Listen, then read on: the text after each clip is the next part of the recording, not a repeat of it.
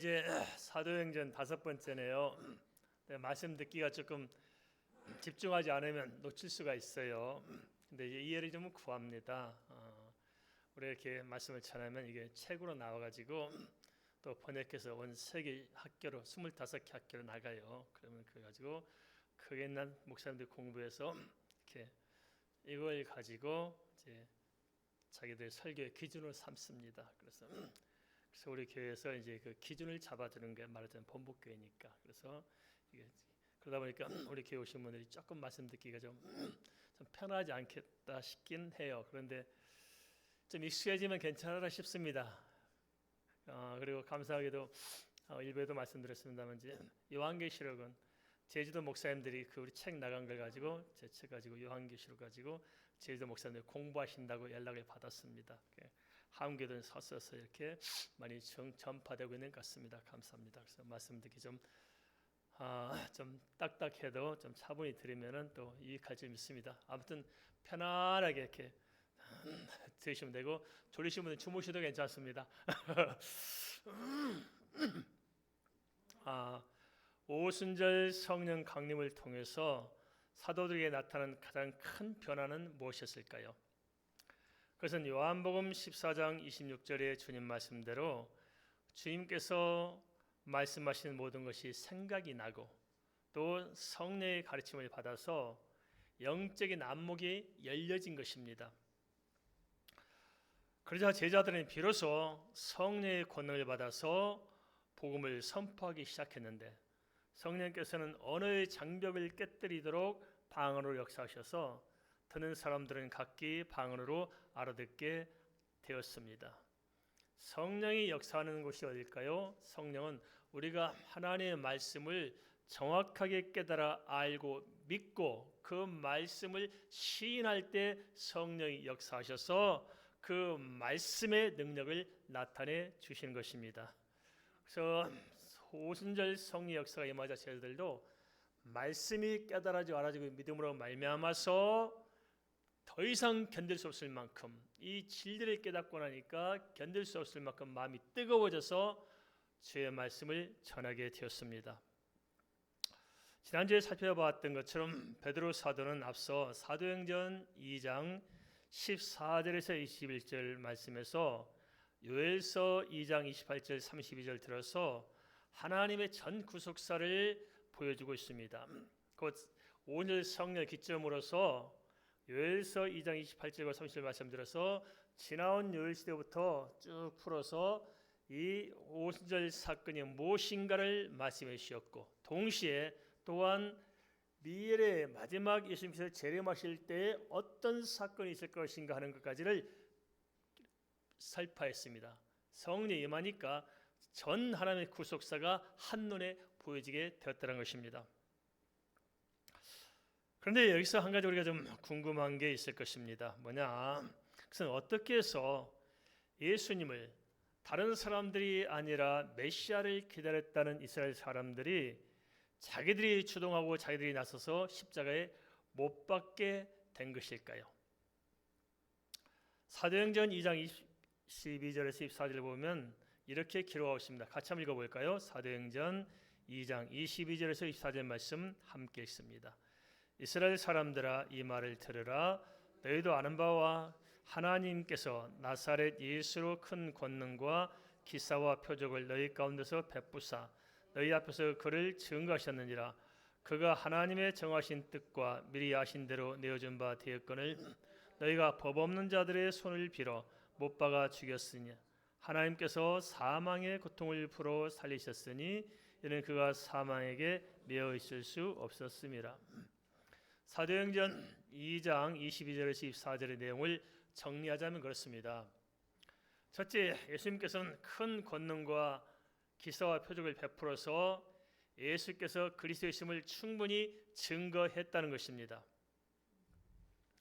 성경은 예수님께서 어떤 분인가를 충분히 증거해주고 있고 당시 시대 사람들도 충분히 예수께서 그리스도이신 증거를 보았을 것입니다.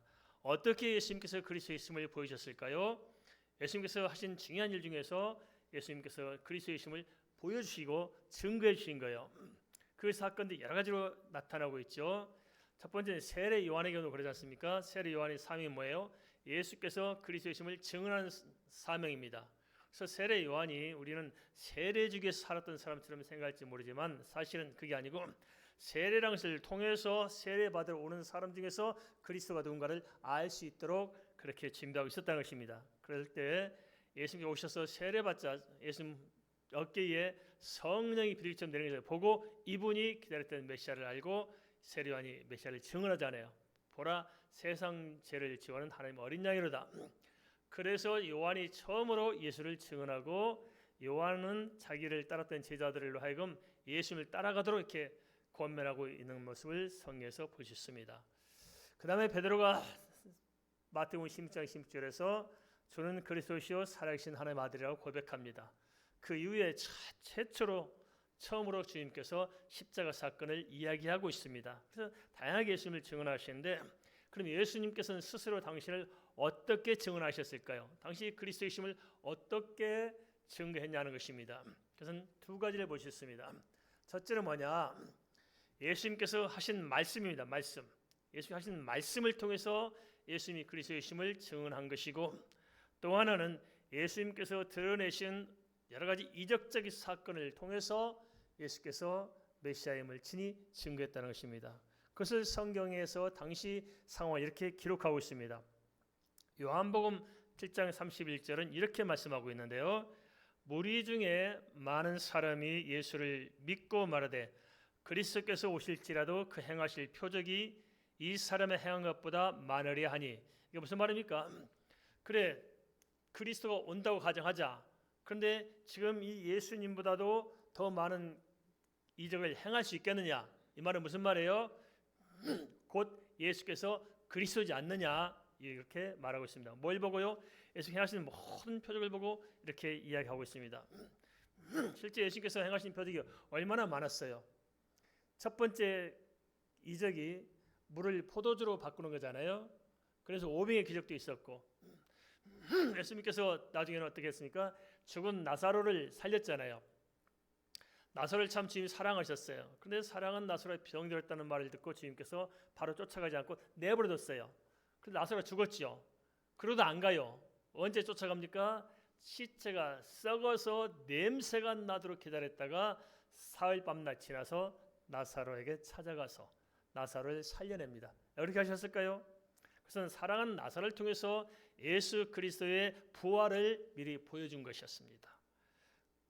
그렇게 죽은 나사로가 살았다는 것은 당시로서 얼마나 쇼킹한 사건이겠습니까? 그걸 다 보여주셨던 거죠. 그 다음에 예수님의 말씀입니다. 예수님의 말씀을 마태복음 7장 29절 이렇게 기록하고 있습니다. 이는 그 가르치는 것이 권세 있는 자와 같고 저희 사기관들과 같지 아니함이래라. 무슨 말씀입니까? 예수님께서 말씀은 어느 누구도 모방할 수 없는 하나님으로서 예수 그리스도를 증언하고 있다는 것입니다. 예수님 말씀 보면 그런 게 많이 나오잖아요. 요한복음 8장에서 이렇게 현장에서 가나무하다 잡힌 여자를 데려다 놓고 예수님 시험하시잖아요. 그때 예수님 뭐라 말씀하세요? 너희 중에 죄음자가 먼저 돌대로 치라 그러잖아요. 기가 막히죠. 어떻게 그렇게 말씀하실 수 있을까요? 그리고 가이사에게는 가이사의 것, 그 하나님 것은 하나님 것이라고 정확하게 말씀하시는데 누가 예수님 앞에서 어떻게 해볼 수가 없습니다. 그리고 예수님께서는 말씀하신 대로 그대로 되잖아요. 말씀하신 대로 귀신에게 명하면 귀신이 물러가고 바다를 잠잠케 하시고 그 말씀의 권세를 통해서 예수께서는 그리스도이심을 충분히 보여주셨다는 것입니다. 기독교 신앙에는 어떤 것일까요? 우리가 사실을 믿는 것일까요? 아니면 믿는 것을 사실로 받아들이고 있을까요? 어떻습니까? 우리가 믿는 대로 받아들입니까? 아니면 사실이라 믿고 있습니까? 그렇습니다. 기독교 신앙을 가리켜서 계시 의존의 신앙이라고 합니다. 이게 무슨 말이냐? 그냥 우리 믿을 수가 없는 거예요. 계시가 있어야 돼요. 최초에 창조하신 하나님께서 무엇을 믿어야 될지 사실을 우리에게 계시해 주셔서 그것이 사실적으로 믿어지도록 하신 것입니다. 근데 이 계시가 없으면 사람들이 사람의 생각으로 계시를 만들어내요. 그게 종교입니다. 그래서 모든 세상의 종교는 종교적 경전이 있지만은 그게 사실 아닙니다. 사람이 믿고 싶은 대로, 사람이 원하는 대로 만들어서 그것을 사실로 받아들일 뿐이지 사실은 아닙니다. 우리 기독교 신앙은 다릅니다. 그런 것이 아니고 반대로 정말 하나님의 계시의 말씀이, 물론 우리가 인간의 이성으로 다 납득되지 않을 수도 있지만은 그래도 명확한 핵심적인 사실을 성경에서 증언해 줬고 그것이 역사적으로 사실적으로 입증되었기 때문에 우리는 믿는 것입니다. 동의하십니까?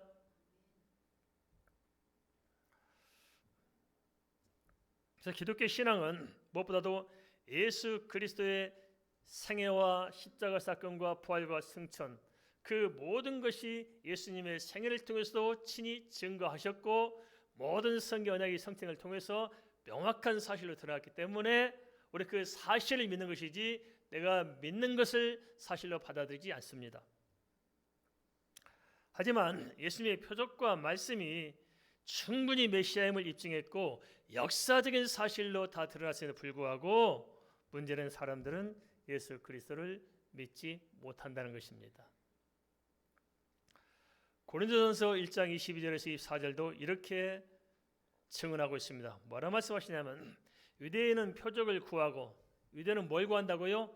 표적을 구했어요. 우리도 표적 구하잖아요.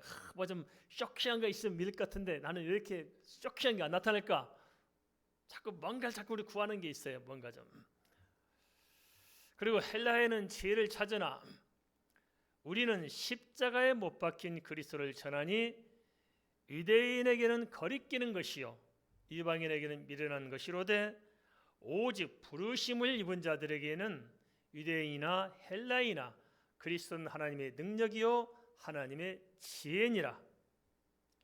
예수님께서는 유대인들이 구하는 표적이나 헬라인들이 구하는 지혜에 대해서 충분히 보이셨고 충분히 들려주셨습니다.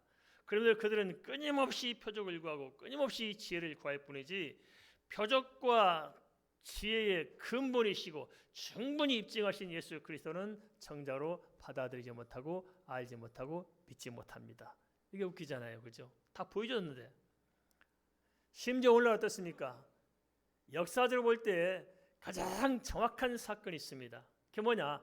예수께서 십자가에 죽으시고 부활하시고 승천하신 것은 역사적으로 누구도 부인할 수 없는 정확한 사실이라는 것입니다. 왜냐? 증인들이 있기 때문에. 십자가에 죽었던 사실은 당시 유대 사람이 다 보았잖아요.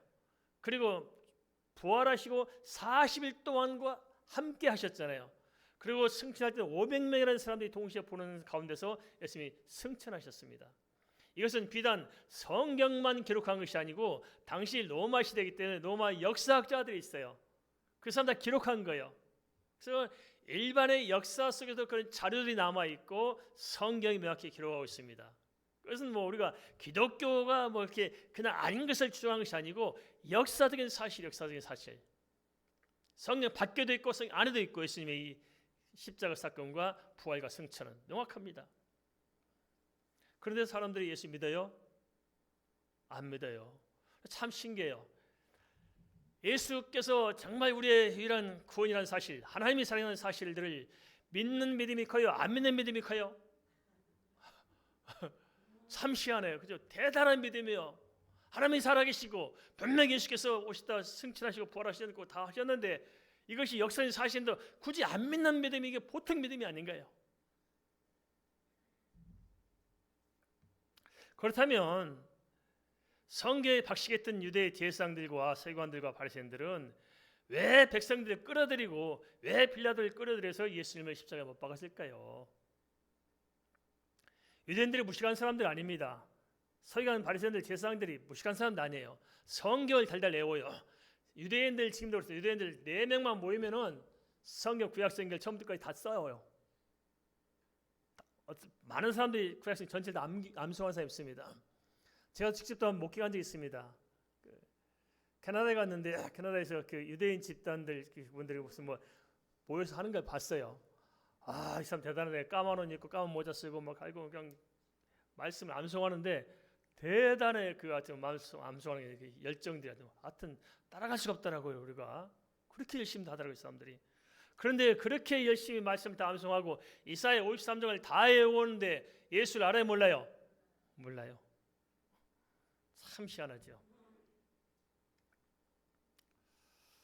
참 역설적이지만 자기들이 기다렸던 메시아를 자기들의 손으로 십자가에 매달림으로 결과적으로는 인류의 죄를 대속하기 위해서 대속자로 오신 예수 그리스도의 구속사적인 언약이 성취가 됩니다.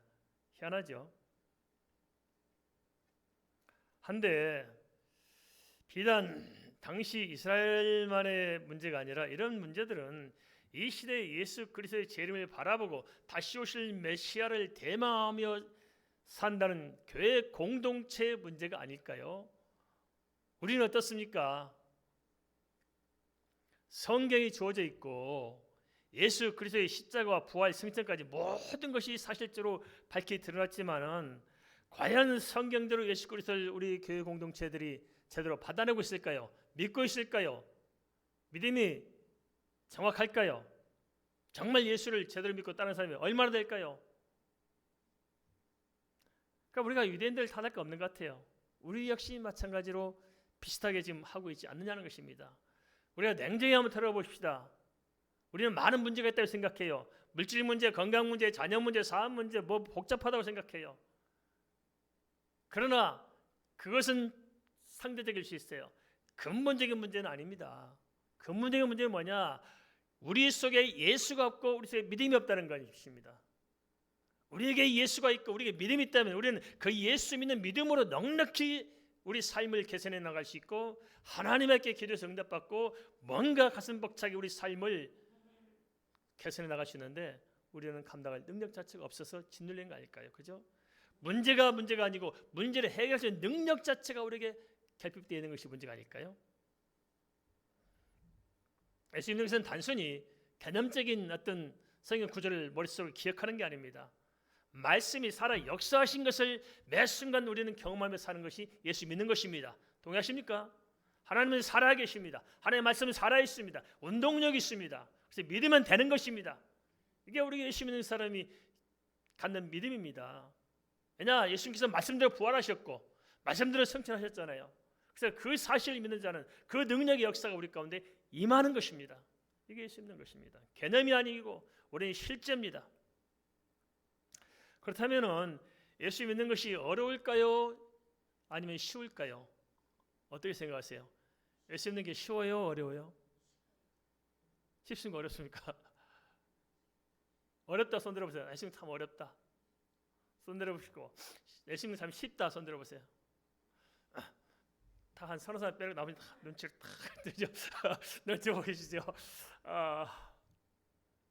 참 쉽기도 하고 어렵기도 한 것 같아요. 그죠? 쉽기도 하고 어렵기도 해요. 다 예수 믿는다 하지만 사실은 예수 안 믿고 사는 사람들이 부지기수잖아요. 그러면 참 어렵기도 하고 쉽기도 합니다. 믿으면 되는데 이게 믿음이 마음대로 안 되는 거예요. 그래서 우리가 좀 진지하게 이런 가장 기본적인 본질적인 문제를 좀 우리가 좀 접근해 볼 필요가 있어요. 사실 우리가 예수 믿고 다 이렇게 한다고 하지만 사실 그게 안 돼 있잖아요. 정말 탁 오픈하고 보면, 그죠? 아담과 하와가 하나님을 떠난 순간부터 하나님께서는 구원의 길을 알려주셨어요. 그게 뭐냐? 창세기 3장 15절입니다. 인간이 범죄하는 순간, 하나님을 떠난 순간, 인간에게 구원의 문제가 다가오는 순간 창세기 3장 15절에서 이렇게 알려줍니다. 내가 너로 여자와 원수가 되게 하고 내 후손도 여자의 후손과 원수가 되게 하리니 여자의 후손 내 머리를 상하게 할 것이요 너는 그의 발꿈치를 상하게 할 것이니라 하시고, 그뿐 아니라 하나님께서는 시대마다 메시아의 대속적인 구원을 말씀하셨고 언약하신 그대로 역사 속에서 완벽히 성취하셨습니다. 그런데 왜 사람들은 인간이 만든 종교를 추종하고 왜 사람들은 우상 숭배와 귀신 숭배와 온갖 것을 믿으면서도 예수 그리스도를 믿지 못하고 하나님을 알지 못할까요? 답답하잖아요. 귀신을 쫓아 살면서도 하나님은 안 믿습니다. 그거 참 묘해요. 전 세계적으로 가장 큰 우상 숭배 대상은 태양신과 달신입니다. 태양신은 가톨릭으로 이어져 왔고 달신은 이슬람교로 이어져 왔습니다. 그런데 참 웃기잖아요. 태양을 만드시고 달을 만드신 하나님은 안 믿으면서 달에게 빌고 태양에게 빌어요. 이게 말이 됩니까? 안 됩니까? 이거 참 웃기잖아요. 모든 진리가 역사적인 사실로 입증돼서 예수의 십자가는 더 이상 부인할 수 없음에도 불구하고 우리는 예수 대신에 다른 걸 섬기는 거예요. 다른 걸 의지해요. 우리 예수 믿사하고 하는 우리 크리스찬들은 어떻습니까? 정말 예수를 신뢰하고 있습니까? 확실히 믿고 있습니까? 근데 사실 보면은 민다지만 믿음의 결핍이 우리 속에 있다는 거예요. 실제적으로.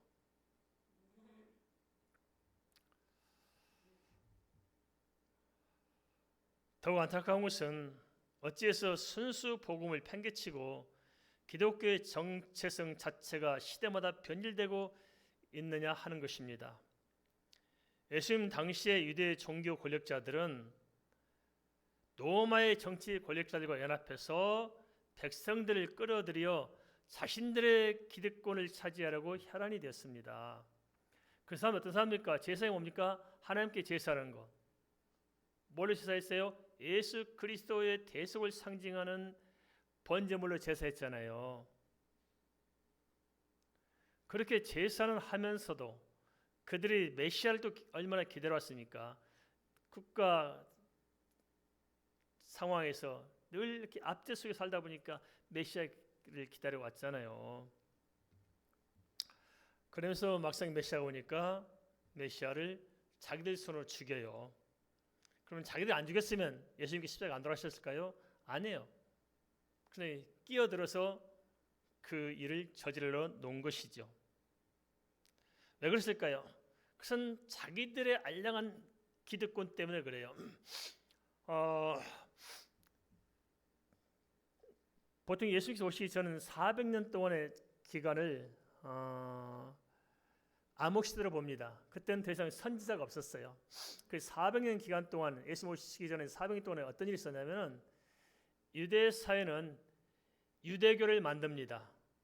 유대교가 뭐냐면 율법만 붙들고 있는 것이고 또 자기 민족만 구원받는다 해서 민족주의와 율법주의가 섞여져서 만든 게 유대교입니다. 우리 기독교가 아니에요. 유대교는 변질된 것이 기독교가 아닙니다. 근데 그 유대교를 통해서 이제 제사장이 있고 또 서기관도 있고 그 유대교라는 정체성 속에서 빌붙어 사는 사람들이 많은 것입니다. 그런데 외세에서 이제 침략당해서 식민지로 살다 보니까 백성들은 두 가지로 고달퍼요. 하나는 뭐냐면 로마에다 세금을 내야 하잖아요. 로마에다. 그러면 또한 성전세를 내야 됩니다. 그래서 로마가 이스라엘 지배하는 대신에 종교에 대해서는 그냥 너희들 알아서 하도록 맡겨주는 겁니다. 그걸 건드리면 또 문제가 생기니까. 그런데 실제적으로 백성들은 정치적으로는 로마에 시달리고 있지만 종교적으로는 유대교에 지금 시달리고 있는 거예요. 붙들려서. 그래서 백성들이 얼마나 고달퍼요. 그냥 성전세도 내야지, 로마의 세금도 내야지. 그것을 가지고 이제 주님께서 말씀하신 것 중 하나가 가이사에게는 가이사의 것, 하나님께서 하나님께서는 말씀이. 그래서 그런 배경 속에 나오게 되는 것입니다. 그게. 그런데 문제는 뭐냐면 로마는 정치적으로 이스라엘을 완벽한 속국으로 만들기 원했지만은 반대로 유대 이 종교 지도자들은 자기들이 가지고 있는 종교적 기득권을 뺏기고 싶지 않은 거예요. 그래서 그 기득권을 강화시켜 나가려고 하는 것입니다. 그런데 갑자기 누가 등장해요? 예수님께서 등장하십니다. 그러니까 백성들이 예수님을 추종하고 있잖아요. 근데 심지어 세례 요한까지 예수님을 증언하고 나서고 세례 요한을 따르는 그때 당시 많은 군중을 예수님을 따르도록 만들어 놓죠. 그런 사건 속에 들어간 것이 바로 오병이의 기적이 나오고 막 이런 일들이 벌어지잖아요. 그러니까 전체적으로 이제는 유대교를 추종하던 사람들이 어디로 흘러가요? 예수님을 쫓아가게 돼 있어요. 그래 이렇게 되는 게 되게 정상적이잖아요. 메시아가 오셨으니까. 그러면 유대교가 예수님을 맞이하고 예수님을 추종하고 예수님 말씀을 들으시자 마땅한데 어떻게 합니까? 예수님을 십자가에 못 박도록 해. 왜냐, 자기들이 가지고 있는 종교적인 기득권을 뺏기기 싫은 거거든요. 내가 지금 가지고 있는 기반이 얼마나 대단한 건데 내려놓을 수 없다는 겁니다. 그래서 모의를 하죠. 어떻게 합니까? 빌라도를 꼬셔요. 그리고 백성들을 충동질시켜. 왜 빌라도를 꼬셨을까요? 사형에 대한 집행권은 자기들이 갖지 못해요. 자기들이 마음대로 사람을 죽이면은 로마에 대한 반항이 되는 거예요. 그래서 로마의 사형권을 가진 빌라도를 꼬셔온 거예요. 어떻게 합니까? 빌라도는 민중이 반란을 일으킬까 싶으니까 하는 거예요. 그럼 어떻게 만들었습니까? 백성들을 선동한 거예요. 선동. 그래서 지금 하면 여론, 그죠? 지금 여론 정치하고 있잖아. 이렇게 여론 막 선동을 해요. 그러니까 이제 도대체 좀 각 정당이나 이렇게 모든 사람들이 지금 우두머리들이 뭘 보고 있어요? 여론의 추이를 보고 있는 거예요. 이게. 그래서 이제 유대교 지도자들은 여론을 막 일으켜서 조성하니까 이 사람들이 거의 현혹된 거예요. 그럼 이 백성들은 왜 그 여론에 휘말릴까요? 그래서 뭐 여러 가지 이유가 있겠습니다만 그중 하나는 실생활에 문제가 달려 있어요. 로마는 거리가 멀어요. 정치를 지배하지만 거리가 멀어. 그러나 실생활은 유대교의 모든 조직과 시스템과 구조가 딱 뻗쳐 있기 때문에 그 사람들에게 찍혀가지고는 설 자리가 없는 거야. 그래서 현실적으로 돈 받고 살려면 그 사람들 말에 들어줘야 되는 거예요. 그래서 다 보면 알고 보니 인간의 이 속으로 얽혀 섞여가지고 결국은 예수를 십자가에 못 박는 데 가게 되고, 빌라도는 왜 그랬을까요? 빌라도는 당연히 예수를 내버려둬도 안 돼요. 예수를 내버려두면 언제 또 반란세로 될지 모르기 때문에, 또 정확히 몰랐기 때문에 예수가 어떤 유대교의 어떤 반란세로 등장할 거라는 생각 때문에 죽여야 되고, 또 그런가 하면 또 유대의 사회 여론도 그렇고 말을 안 들어줬다가는 밀란이 일어날 것 같으니까 손 씻고 늘 알아서 하라고 뒤로 싹 빠집니다. 그리고 지도자 어떻게 합니까? 종교 지도자는 그럼 우리가 책임지겠다 했어요? 아니에요. 백성들에게 다 책임을 돌리고서 싹 빠져나가잖아요. 아주 악랄하고 비열하고 치졸한 겁니다. 그렇게 해서 예수님을 십자가에 못 박도록 한 겁니다. 지금 말하자면 똑같아요. 우리 시대에 똑같은 상황으로 재현한다면은 교회의 어떤 영향력 있는 목사들이 국가 정치 권력을 끌어들여서 자기들의 어떤 종교적인 세력을 기반을 넓히고 자기들의 명예심, 자기들의 어떤 것을 딱 위해서 끌어들여서 탄탄히 만들었는데, 예수님께서 오셨어요. 나는 몇만 명 되는 교회 담임 목사고 몇천 명 되는 담임 목사인데 예수님 딱 오셔서 나 예수 재림했다 하면 뭐라고 해요? 못 박아라. 그래서 못 박아라. 내가 지금 한참 잘 나갔는데 당신이 끼어들어가지고 지금 내 판을 깨려고 그러냐? 그래서 막 여론 정치하고 예수를 못 박아야 된다 하고 정치 권력 끼어들어서 십자가를 못 박아버리고 내 권력을 지켜내려고 한다는 것입니다. 이게 우리 한국교회 지금의 민낯이 아닐까요? 이러고 보면 참 시대만 다르지 하는 짓들이 똑같아요. 전 세계도 마찬가지입니다. 지금 이렇게 흘러가요. 정치 권력과 종교 세력은 결탁하게 됐어요. 가톨릭 역사도 그렇잖아요. 왕권과 교황권이 늘 서로 권력을 차지하려고 서로 싸우죠. 그게 중세 시대의 역사입니다. 그런데 이제 마지막 시대 되면 서로가 서로를 필요해서 서로 이제 하나로 뭉쳐져 갑니다. 왜냐하면 정치 세력은 종교 세력을 끌어다가 자기 기반으로 삼고자 합니다. 종교 세력은 정치 세력을 끌어다가 자기들의 이속을 채우려고 합니다. 그래서 종교 세력은 자기들이 하나님 자리에 살려고 하는 것이고, 정치 세력은 그들을 끌어들여서 이 땅에 왕국을 세우고자 하는 본질적인 목표가 같습니다. 그래서 끌어들여서 백성들을 충동질시켜서 자기 밑에 두고자 하는 거예요. 그렇게 하면서 어떻게 합니까? 이제 경제 세력을 끌어들이게 될 거예요. 경제 세력들을. 그래서 경제를 어떻게 하냐? 자기들이 유리한 쪽으로 수단으로 경제 구조를 바꿔갑니다. 지배 구조로. 그래서 강력한 어떤 종교적인 집단이 자기들이 우상의 자리에 앉아서 자기들을 추종할 수밖에 없는 경제 구조를 만드는 거예요. 그것이 바로 매매하는 것입니다. 그죠? 그래서 자기들을 추종하지 않으면, 그걸 주지 않으면 생활이 어렵잖아요. 매매를 못하니까. 그것이 바로 666표인데 앞으로 이제 세계가 그렇게 흘러갈 거란 것입니다. 결국은 그렇게 갈 것입니다. 그래서 정치, 경제, 종교가 연합해서 백성들을 하나님을 떠난 자리로 이끌어 갈 것입니다. 그래서 잘 우리가 지켜볼 필요가 있을 것입니다. 그런데 우리가 착각하는 게 있습니다. 좀 영향력 있다는 사람들이 조심해야 됩니다. 내가 참 종교적으로 이만큼 영향력 있고 내가 예수님이 이만큼 큰 일 하고 있습니다. 그런데 참 희한합니다. 사람이 우리가 한번 자신을 돌아다봅시다. 우리가 어렵고 힘들 때하고 잘 나갈 때하고 어느 때 예수를 잘 믿고 삽니까? 어렵고 힘들 때는 주여져 찾던 사람들이 좀 잘 나가면은 다 변질돼요. 근데 진짜 제대로 된 사람은 잘 나갈 때 잘 믿는 사람은 대단한 사람이에요. 근데 목사님도 좀 비슷한 것 같아요. 그냥 병들어서 그냥 피토하고 살면서 생사를 오갈 때는 정말 순수하던 사람들이 다 건강하고 막 그냥 재물도 생기고 권세도 생기고 유명세도 생기고 막 튼튼해지면 약간 맛이 가는 것 같아요.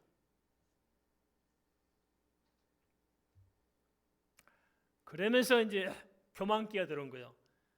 하나님을 찾지 않고 하나님 내 밑에 두고자 하는 거예요. 내가 하나님 자리에 서고 하나님이 나를 그냥 뒷받침하는 비서관증 취급하는 거 아니겠습니까? 그렇게 하다 보니까 교만하고 교만해가지고 하나님도 내 말 안 되면 까불면 죽여. 이거 듣잖아요, 그죠? 이렇게 하는 거예요, 이렇게. 근데 주님께서 뭐라 말씀하십니까? 그날에 많은 사람이 나더러 이르되 주여 주여 우리가 주의 이름으로 선지자 노릇하며 주의 이름으로 귀신을 쫓아내며 주의 이름으로 많은 권능을 행치 아니하였나이까 하리니 그때 내가 저에게 밝히 말하되 내가 너를 도무지 알지 못하니 불법을 행하는 자들아 내게서 떠나가라 하리라. 이런 전후 사정을 고려할 때 중요한 것이 무엇일까요? 그것은 어찌하든지 영적으로 깊이 깨어서 예수 그리스도를 우리가 바로 알고 바로 믿는 것, 성경적이고 복음적이고 개혁적인 믿음의 정체성을 명확히 세우는 것이 아니겠습니까? 예수 그리스도의 탄생 배경만 보더라도 예수님이 얼마나 정확한 역사적인 사실에 기반하고 있는 것인지를 충분히 알 수 있습니다. 성경이 얼마나 오묘하고 얼마나 명확한 것인지를 우리가 알 수 있다는 것입니다. 우리가 다 헤아려 알지 못해서 그렇지 성경은 정말 정확하게 말씀하고 있어요. 언젠가 말씀드렸으나만 한 번 더 다시 좀 이렇게 요약해서 정리하자면 그렇습니다. 예수께서 이 땅에 오실 때 성령으로 잉태해서 오셨잖아요. 성령으로 잉태해서. 그런데 성경에서는 그 메시아에 대한 언약이 두 가지가 있어요. 대표적으로 첫째는 뭐냐? 아브라함과 다윗의 자손은 오신다는 거예요. 아브라함과 다윗 자손. 그건 혈통의 언약입니다. 그 혈통을 타고 오시는 거예요. 그리스도는. 그 혈통 밖에는 그리스도가 있어요 없어요? 안 되는 거예요. 그다음에 또 하나는 정상적인 생물학적인 관계를 통해서 메시아 오는 것이 아니고 생물학적인 관계 말고 하나님에 의해서 성령으로 동정녀를 통해서 태어난다는 거예요. 동정은 뭡니까? 결혼하지 않은 사람, 결혼하지 않은 여자에게서 잉태해서 태어난다는 거예요. 근데 이 두 가지가 서로 상충돼요. 서로 같이 이루어질 수가 없어요. 왜냐하면 언약은 그대로 혈통을 통해서 아브라함과 다윗 자손으로 태어나려면 결혼을 해서 생물학적으로 자식을 낳아야 그 혈통을 타고 오는 거잖아요, 그죠? 그렇게 되면 어떻게 돼요? 결혼해서 생물학적으로 자식을 낳으면 동정녀 탄생, 성령 잉태는 성취가 안 되잖아요. 그런데 또 하나 성령으로 잉태해서 동정녀로 태어난다고 했을 경우는 결혼하면 돼요, 안 돼요? 안 되는 거예요. 그래서 이 두 가지가 어떻게 하나로 성취가 되냐요 하는 것입니다. 그래서 성경은 됐어요, 안 됐어요? 됐어요. 어떻게 된 줄 아십니까? 먼저 마리아와 요셉이 정혼한 상태, 결혼하지 않았어요. 그리고 생물학적으로 부부가 하나가 안 돼 있어요. 그 증거가 뭐냐? 천사가 와서 잉태 소식을 이야기할 때 마리아가 뭐라고 합니까? 내가 남자를 알지 못하니 어찌 이런 일이 있을 수 있겠습니까? 그렇잖아요. 남자를 알지 못하니. 남자를 알지 못하는 말이 여기서 무슨 말일까요? 그 기노스코를 이야기합니다. 원어적으로 그게 뭐냐면은 경험을 통해서 알지 못한다는 거예요. 한마디로 남자와 뭐 이렇게 썸씽이 없다는 거예요. 그런데 어떻게 잉태할 수 있겠습니까? 그렇잖아요. 그런데 뭐라 말해요? 너에게 잉태된 것은 성령으로 하는 것이다. 그래서 성령으로 잉태가 됐어요. 그래서 그 언약이 성취됐어요. 그 다음에 어떻게 합니까? 요셉에게 찾아가고 마리아에게 찾아갔어. 이야기했어요. 그럼 요셉이 발떡 뛰죠. 아이고 무슨 일입니까? 그래서 요셉은 마음이 선한 사람에서 그 사실을 감추고자 조용히 헤어지려고 했는데 성령께서 그것이 아니다고 설명해서 요셉이 마리아를 데려왔는데 마리아 속에 보너스가 들어있는 거예요. 더 큰 보너스가. 조개를 샀는데 조개 속에 진주가 들은 거예요. 그래서 데려왔어요. 그래서 결혼했어요. 잉태하고 나서. 그러다 보니까 혈통적으로는 아브라함과 다윗은 요셉까지 이어졌고 이쪽은 또 정확하게 동정녀 탄생 성령 잉태가 된 것입니다. 정확히 맞아 떨어진 것입니다. 이게 누가 생각했겠어요? 하나님이 이렇게 인류 역사에 대해서 깊이 개입하셔서 친히 구속사를 이끌어 오셨음을 성경이 이렇게 명확하게 증거해 주고 있습니다. 성경 너무 기가 막힙니다. 성경을 찾아다니면 안 믿을 수가 없는 거예요.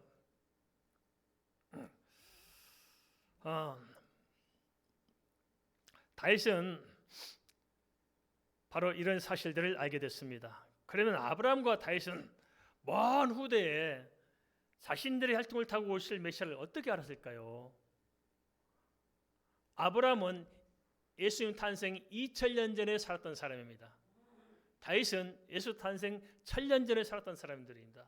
그런데 이게 1000년 후에 오실 예수를 2000년 후에 오실 예수를 어떻게 그들은 알고 믿었느냐 하는 것입니다. 참 이게 어떻게 헤아리기 어렵잖아요. 사도행전 2장 25절에서 29절을 좀 읽어보겠습니다. 사도행전 2장 25절에서 29절입니다. 같이 읽겠습니다. 다윗이 저를 가리켜 이르되 내가 항상 내 앞에 계신 주를 배웠으며 나를 유동치 않게 하기 위하여 내가 그 우편에 계시도다. 이러므로 내 마음이 기뻐하였고 내 입술도 즐거워하였으며 육체는 희망에 거하리니 이는 내 영혼을 음부에 버리지 아니하시며 주의 거룩한 자로 썩음을 당치 않게 하실 것이미로다. 주께서 생명의 길로 내게 보이셨으니 주의 앞에서 나로 기쁨이 충만하게 하시리로다 하였으니 형제들아 내가 조상 다윗에게 대하여 담대히 말할 수 있노니 다윗이 죽어 장사되어 그 묘가 오늘까지 우리 중에 있도다.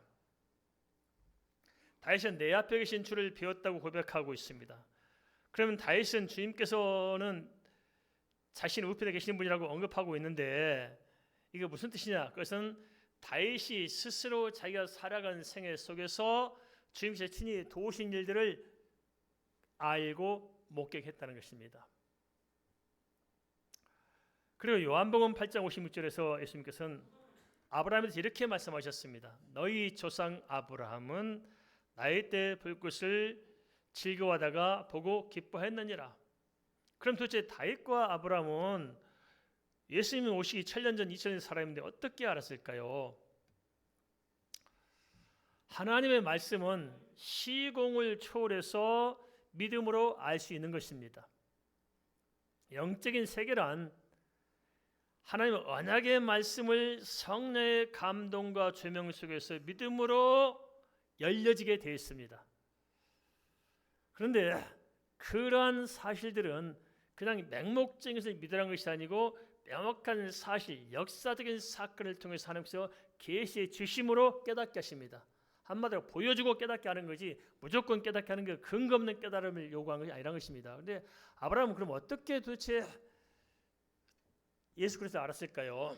그 대표적인 사건을 꼽자면 창세기 22장에 아브라함이 이삭을 바치는 사건이 나옵니다. 기억하시죠? 이삭을 바쳤어요. 그런데 아브라함이 이삭을 데려갑니다.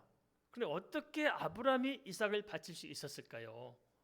우리들한테 새끼 하나밖에 없는데 갖다 죽여서 제물로 뜨라 한다면 할 수 있는 부모 있어 없어요? 하고 싶어요? 어쩜 꼭 집에다 했는지 모르겠다. 저놈은 내가 하나님께 바치라고 내 결단코 바치겠다. 그래 안 그래요? 없어요. 아무리 미운 새끼라도 그럴 수 없어. 근데 아브라함은 어떻게 했을까요? 믿음의 사람이. 그럼 뭐냐면 하나님께서 아브라함의 약속을 믿은 거예요. 뭐라고 말했습니까? 오직 이삭을 통해서만 하늘의 뭇별처럼 바다의 모래알처럼 창대한 하나님 나라의 백성을 이루시겠다고 약속해 주셨어요. 이것을 수없이 이야기했잖아요. 그리고 어떻게 아브라함이 확신을 주셨느냐? 100살까지 안 주신 거예요. 그렇죠? 사라가 경석 끊을 때가 안 줬어요. 왜 그렇게 하셨을까요? 억한 감정이 있어서? 아니에요. 기다려도 이제 사라가 경석 끊었으니까 더 이상 생물학적인 가망이 없다는 거예요. 이제 그렇잖아요. 그러니까 아브라함은 더 이상 가망이 없는 거예요. 이제 그러니까 하나님 찾아올 때 그냥 이스마엘이나 하나님께서 살게 해주세요 그러잖아요. 가망이 없어요. 그런데 그때까지 하나님이 기다리셔서 그때 그 다음에 임신해서 출생하게 만들어놔요. 그럼 뭡니까? 이삭이 태어난 것은 자기들의 자연적인 생물학적으로 탄생된 거예요. 하나님께서 개입하시려 만들어 놓은 거예요. 하나님께서 개입한 거예요. 철저히. 그래놓고 하나님께서 오직 이삭을 통해서 그 하늘 불별처럼 바다의 모래알처럼 수많은 자손이 일어날 것을 혈통적으로 약속해 주셨어요. 그런데 어느 날 갑자기 이삭이 갖다 제물을 바치라고 그러네요. 그런데 만약 제물을 바쳐서 이삭이 죽는다면 하나님의 뜻이 이루어져 안 이루어져요? 안 이루어져요. 그럼 하나님의 뜻이 이루어지려면 어떻게 할까요? 죽어도 살아야 되는 거예요. 그래서 아브라함은 이삭을 바칠 때 묵묵히 가요. 왜 묵묵히 간 줄 아십니까? 부활을 믿은 거예요. 부활을 믿습니까? 죽어도 사는 거구나. 하나님 무슨 뜻이 있겠거나 간 거예요. 그런데 막상 가서 봤더니 어떻게 해요? 아브라함이 손을 들어서 칼로 이삭을 잡으려고 할 때 말려의 천사가 그래서 뭘 보게 합니까? 어린 양을 준비해 놓고 대신 어린 양을 바치라고 그래요. 이걸 통해서 아브라함은 뭘 깨닫느냐? 예수 그리스도 안에서 하나님 안에서 뭐가 있다고요? 부활이 있다는 사실을 안 거예요. 부활이 있다. 그리고 어린 양 대속자가 있다는 사실들을 그때 알고 예수 그리스도의 대속을 알게 된 거예요. 그때 당시는 인신제사가 있어요. 지금도 인신제사의 흔적들이 많이 남아 있습니다. 그럼 하나님께서는 인신제사를 받아요? 안 받아요? 안 받아. 누굴 통해서 해결해요? 대속자 예수 그리스도 어린 양을 통해서만 우리가 문제를 해결할 수 있어요. 구원의 문제를. 그래서 그것을 그대로 받아서 구약시대 때 어린 양으로 제사하잖아요. 그걸 그대로 받아서 2월절 양 잡는 날 정확하게 예수님이 돌아가셨거든요. 그리고 그 사실을 누가 증언하냐면 요한이 증언해요. 보라 세상 죄를 지고 가는 하나님의 어린 양이로다. 그래서 모든 인생의 생사화복의 주권자가 하나님의 줄 알고 그 대속자 예수 그리스도를 아브라함은 그때 보게 된 것입니다. 그럼 다윗은 어떻게 알았을까요? 다윗은 물론 철저한 해결을 통해서 해결 중에 하나님을 만났을 거예요. 거듭남으로 말미암아서. 물론 다윗은 어려서부터 예수 믿었습니다만은 그런데 저희 흘러간 전 구속사를 연결짓는 것을 좀 보면 참 기가 막힌 게 있어요. 뭐냐면은 아브라함이 아들 이삭을 제사했던 것이 뭐냐면 모리아산이에요. 모리아산. 그죠? 잘 아시죠? 모리아산 성 기록했으니까 모리아산인데.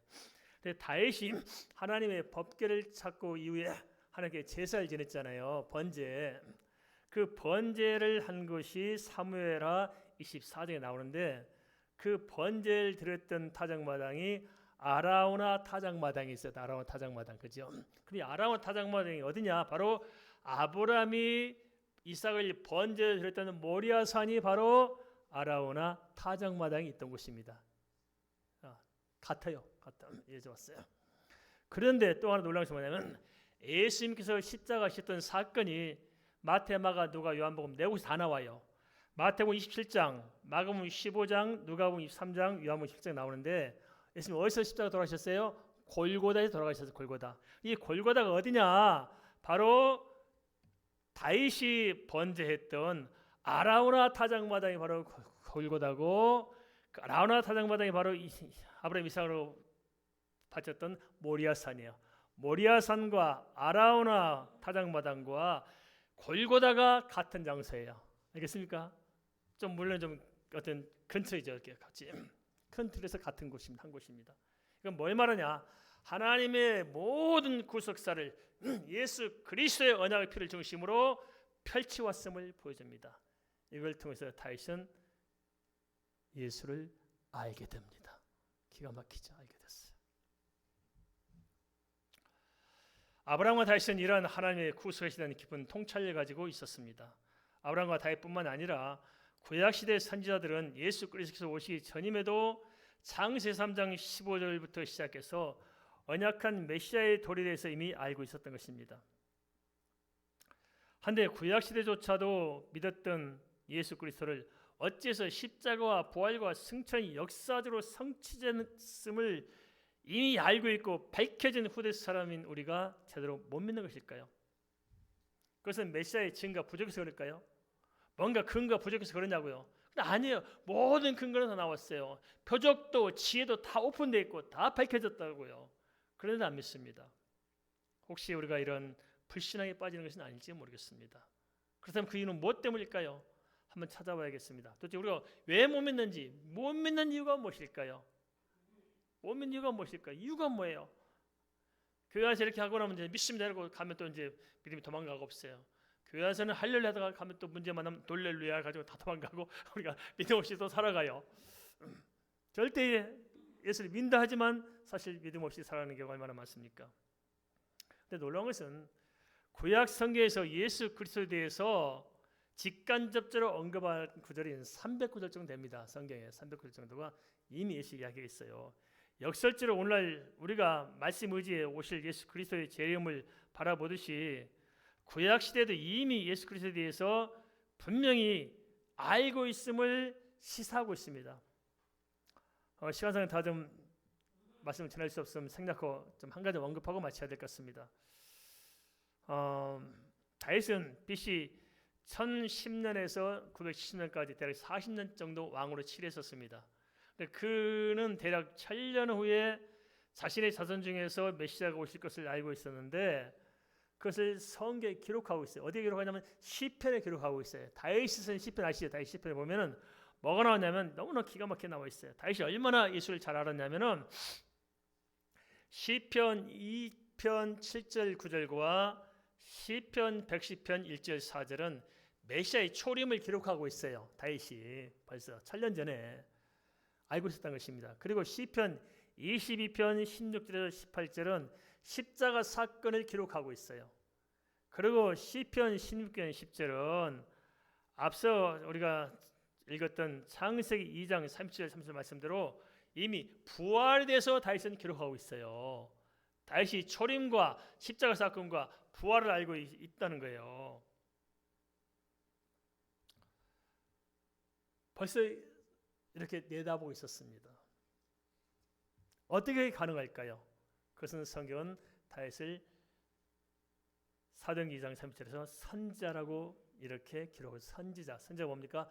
먼저 미리 아는 자예요. 하나님의 은혜로 아는 자, 선지자였다고 이야기하고 있습니다.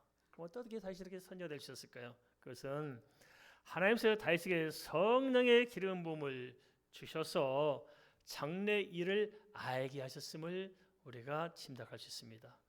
이런 성령의 기름 부음이 제자 공동체에 대대적으로 일어난 사건이 바로 오순절 사건이었던 것입니다. 그러면 크리스찬하면서도 예수 그리스도를 제대로 알지 못하고 제대로 믿지 못하는 것은 성령의 은혜를 입지 못해서 그런 것이 아닐까요? 당시 예수님을 못 받았던 그들도 성령을 떠나 있었던 거예요. 알지 못하는 겁니다. 눈으로 보고도 보지 못하고 귀로 들어도 안 들리는 거예요. 오늘 말씀 하나만 제대로 마음에 박혀도 예수를 저도 믿을 텐데 또 이제 가면서 5분도 못 돼 다 반납하고 댁에 돌아가셔요. 그리고 잊고 살아요 또.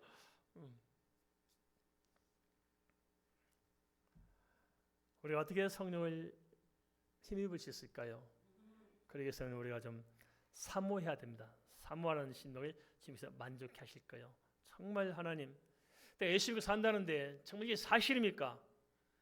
뭐 성경에 다 기록되어 있고 역사도 사실하는데 나는 잘 안 믿어집니다 하시거든 기도하십시오. 기도하시면 성령께서 나로 하여금 깨닫게 하실 것입니다. 이건 뭐 우리가 연약해서 어쩔 수가 없는 부분이 없잖아요. 있을 줄 압니다. 예수의 제자들도 마찬가지잖아요. 제자들 다 봤잖아요. 그래도 성취하신 마당에까지 제자들이 딴소리하고 있잖아요. 예수 얼마나 답답하겠어요. 알았다 예수님 따르지 말고 아버지의 약속하신 것이 올 때까지 기다리라. 아버지 약속하신 무엇인지 제자들이 알고 기다렸을까요? 모르고 기다렸을까요? 모르고 기다린 거예요. 기다리다 보니까 성령이 역사하시니까 그때서 쫙 열리니까 하나님의 말씀이 확 깨달아지시면서 그냥 그 불같은 마음을 견딜 수 없어서 털어놓은 게 베드로의 설교입니다. 똑같은 시대에 똑같이 예수 믿고 산다고 하지만은 영적으로 보면 진정한 크리스찬이 있고 표면적으로만 크리스찬이 있을 수 있습니다. 그것은 무엇이 차원이냐? 우리의 지식을, 우리의 기억을 되살려서 정확하게 깨닫고 알 수 있도록 하는 성령의 역사에서 결정될 것입니다. 사람의 힘으로 안 됩니다. 영적인 일은 영적으로 분별이 될 것이기 때문에 우리에게도 성령의 은혜가 필요합니다. 믿음이 없다, 답답하시면 성령을 구하시기 바랍니다. 제가 좀 말씀을 전할 이제 50% 전했는데 좀 시간이 돼서 좀 마쳐야 할 것 같습니다. 늘 이야기하지만 시작하는 시간 달라도 끝나는 시간 똑같아야 할 거 아니겠습니까? 그죠? 시간이 됐으니까 다른 다 생략하고 축도하고 마치겠습니다.